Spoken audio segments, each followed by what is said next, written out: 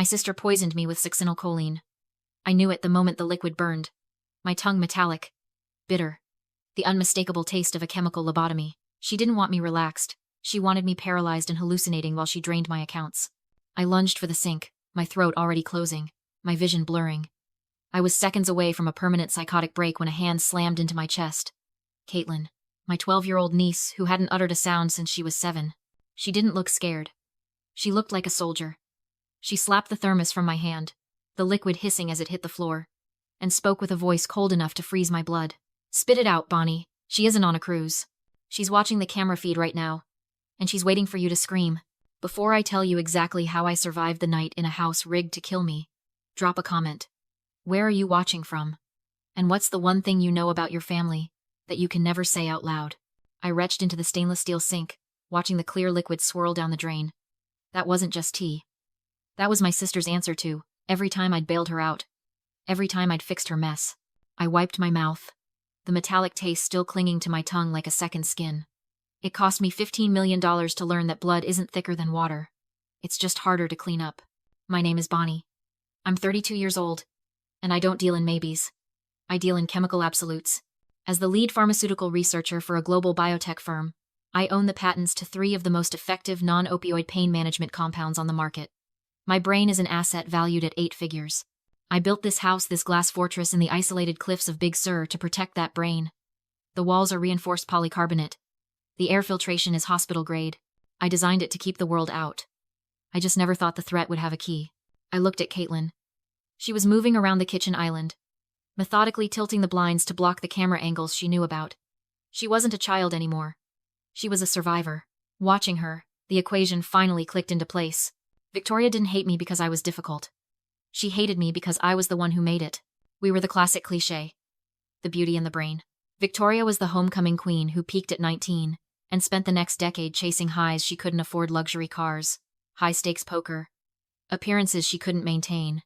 I was the ugly duckling who stayed in the lab, compounding formulas until my hands smelled like sulfur, and my bank account looked like a phone number. For years, I was her ATM. I paid off her gambling debts in Vegas. I bought her silence when she crashed her car. I thought I was buying love. I thought if I just wrote enough checks, she would finally see me as her sister, not her servant. I was wrong. She didn't want my help. She wanted my life. She wanted to peel the skin off my success and wear it. I walked over to the smart home panel on the wall. My reflection in the dark glass looked pale but furious. Victoria knew she couldn't just kill me. The investigation would be too thorough, the patents too protected. She needed me alive but erased. That's why she chose the hallucinogens. She wanted a psychotic break. She wanted to film me screaming at invisible monsters, use the footage to declare me mentally incompetent, and secure a durable power of attorney. She wanted to lock me in a facility, drug me into oblivion, and spend my royalties while playing the tragic, devoted sister. She's logging in, Caitlin whispered, glancing at the tiny red light on the ceiling smoke detector. She wants to see you fall. I looked at my niece. Then I looked at the security panel. Victoria thought I was the weak one because I sat in the lab all day. She forgot what happens to lab rats when you corner them. They don't just bite. They learn the maze. Okay, I said, my voice steady. If she wants a show, let's give her a show. How long? I asked, looking at the teenage girl who was meticulously wiping her fingerprints off the thermos with the hem of her shirt. Since I was 7, Caitlin said. Her voice was rusty but precise, like an old engine that had been kept well-oiled in secret. Dad drank too much one night and told Mom he wished I was invisible. So I became invisible. It's amazing what people will say in front of a piece of furniture. She hopped up onto the counter, her legs dangling. There was no fear in her posture, only a terrifying kind of exhaustion.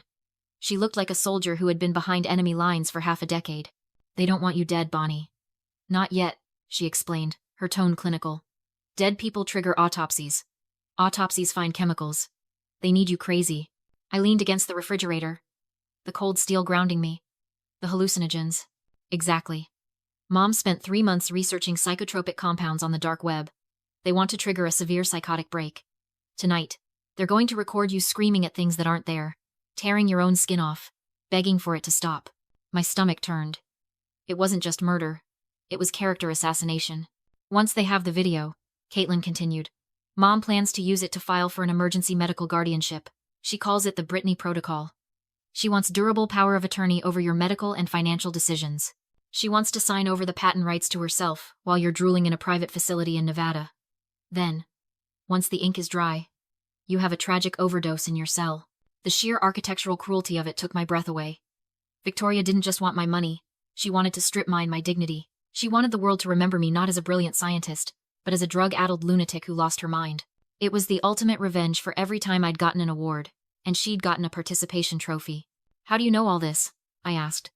Did you just memorize it? Caitlin reached into her backpack and pulled out her beat-up gaming console. It was a bulky, scratched-up handheld device that she carried everywhere. Victoria usually made fun of it, calling it her pacifier. Caitlin tapped the screen. It wasn't a game menu. It was a file directory. I haven't been playing Animal Crossing, Auntie. I've been recording. She handed it to me. The screen displayed hundreds of audio files, time-stamped and labeled. Kitchen. Planning. 1. Dad. Mixing. Chemicals. Phone. Call. Lawyer.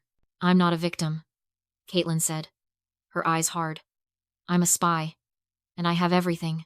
I scrolled through the list. 5 years of silence. 5 years of being the dumb mute kid in the corner while my sister and her husband plotted my destruction. Caitlin hadn't lost her voice. She had weaponized it. She had turned her disability into the ultimate camouflage. I looked at the timestamps. The most recent one was from an hour ago. Final, prep. They think you're stupid, Caitlin whispered. They think you're just a lonely workaholic who will drink whatever they give you because you're desperate for a family dinner. I gripped the console tight. The anger that flooded my veins wasn't hot. It was absolute zero. They wanted a psychotic break? They wanted a monster?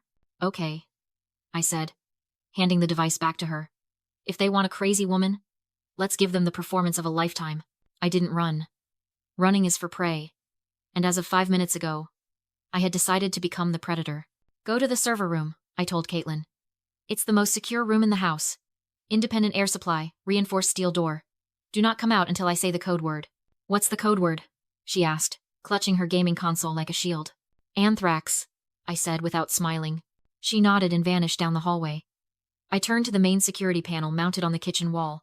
This house wasn't just a home.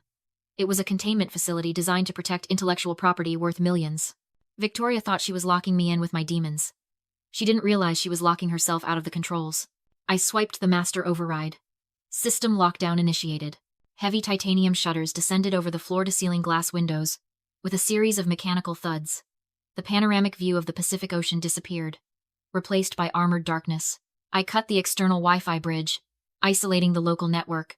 The cameras were now recording to a private, off-site server that only I could access. The glass fortress had just become a cage, and I held the only key. I took the thermos into my home lab, a sterile, white-tiled room off the library where I often worked late. I pipetted a sample of the tea onto a reagent strip. It turned a violent, bruised purple instantly. Succinylcholine.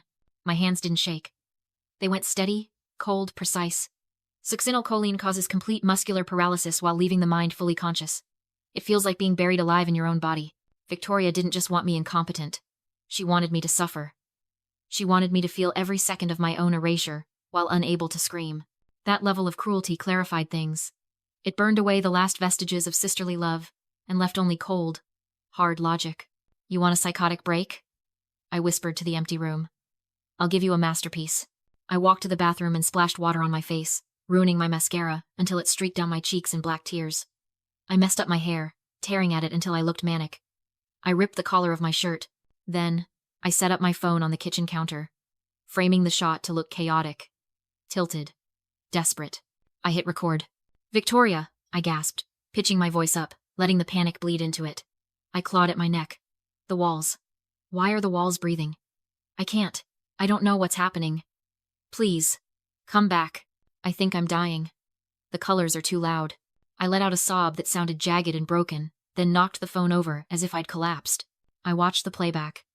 It was pathetic. It was terrifying. It was exactly what a narcissist needed to see. To feel safe. Victoria wouldn't see a trap. She would see her victory. She would be so eager to gloat, so desperate to record the finale of her little production, that she would come running back without checking the perimeter. I sent the video. 3 dots appeared instantly. She was watching. She had probably been parked down the road, counting the minutes. On our way, she texted back. Just hold on, sweetie. I put the phone down. I wiped the fake tears from my cheeks, my expression returning to stone. I walked to the main breaker panel, and killed the lights. The house plunged into a heavy, suffocating darkness, lit only by the red emergency LEDs pulsing along the floorboards. Let them come. The maze was ready. I lay on the cold slate floor of the living room, my body arranged in a perfect tableau of tragedy. One arm thrown out, hair fanned across the tiles, shallow breathing. Through my eyelashes, I watched the red emergency lights pulse against the ceiling like a slow, rhythmic heartbeat. The front door hissed open. Footsteps echoed 2 sets, one heavy and hesitant, the other clicking with sharp, impatient purpose. God, it smells like vomit in here, Victoria said. Her voice wasn't worried. It was annoyed. Did she make a mess? I am not cleaning up her fluids, Jason. That's your job. She's out cold, Jason muttered. I felt him nudge my leg with the toe of his boot. Not checking for a pulse. Checking for resistance. The dosage was perfect. She won't wake up until next Tuesday, if at all. Perfect, Victoria purred. Get the camera. The lighting is terrible, but we can fix it in post. We need the distraught sister discovering the body angle. I heard the zip of a bag. The beep of recording equipment. My sister wasn't calling an ambulance. She was setting up a shot. She knelt beside me. Her perfume, something expensive and floral cloying in the stagnant air. She brushed a hair from my face. Her touch ice cold. You always were dramatic, Bonnie, she whispered, her voice dripping with contempt. Always the center of attention with your awards and your patents. Well, look at you now, drooling on the floor while I sign the papers. Who's the smart one now? Click. The heavy titanium bolts of the front door slammed home, sealing the exit. The sound echoed like a gunshot. What was that? Jason yelped. I opened my eyes. I didn't blink. I didn't groan. I sat up in one fluid motion, smoothing my torn shirt, and looked directly into the lens of the camera Jason was holding. Hello, Victoria, I said. My voice was steady. The voice I used for board meetings, not family dinners. You might want to check your feed. We're live. Victoria froze. What? The house is in full lockdown, I said, standing. Red lights washed the room. Your little plan triggered a silent alarm. The whole board, multiple regulators, and local police are watching you try to forge my signature. Jason dropped the camera. Victoria didn't deny anything. She exploded. She shoved me, screaming that she deserved my money, that I owed her, that my success had robbed her life. Jason begged her to stop. She didn't. Every word came out live. The police arrived and dragged her out while she shrieked that I was the crazy one. I just smiled. She had finally shown who she really was. Then the lock slammed shut again. Jason stepped from the server room holding a syringe. Calm. Calculated. He admitted he drugged Caitlin with what he claimed was a slow-acting nerve agent, but he had the antidote. If I transferred my patents, she'd live. Refuse. And she'd die. Caitlin gasped and panicked. Jason gloated. He thought he'd won. I laughed. You didn't poison her, I said. VX9 breaks down at room temperature. He'd carried the vial around too long. He injected her with nothing but warm saline. His plan dissolved with the compound. The police finally breached. Jason lunged, fell, and was cuffed on the floor. Science, I murmured. It's unforgiving. Months later, I sold the fortress and moved into a normal coastal bungalow with Caitlin windows, neighbors, sunlight, and a puppy named Orbit. Victoria and Jason sit in jail awaiting federal sentencing for attempted murder and fraud. I deleted every toxic relative from my phone and kept the only family that mattered. Because blood isn't family. Loyalty is.